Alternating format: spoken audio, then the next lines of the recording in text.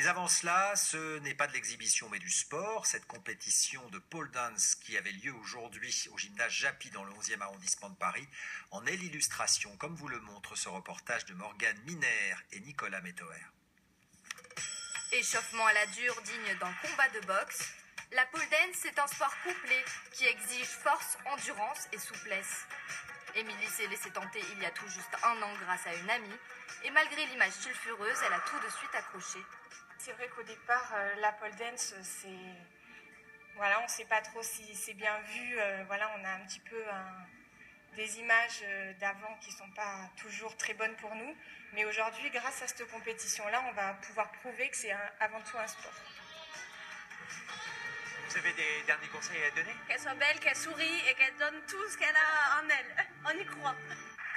Maman de 2 enfants, elle participe à sa première compétition.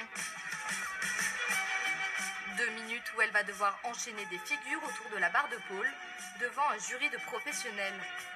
Une discipline qui fait des émules. Plus de 200 écoles ont déjà ouvert en métropole, dont une trentaine en Île-de-France. Et le public est conquis. On ne connaissait pas du tout, mais on a trouvé ça très très bien.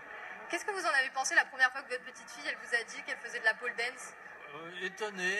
Ça demande beaucoup de travail, beaucoup de technique, beaucoup de souplesse. Et c'est pas donné à tout le monde de le faire.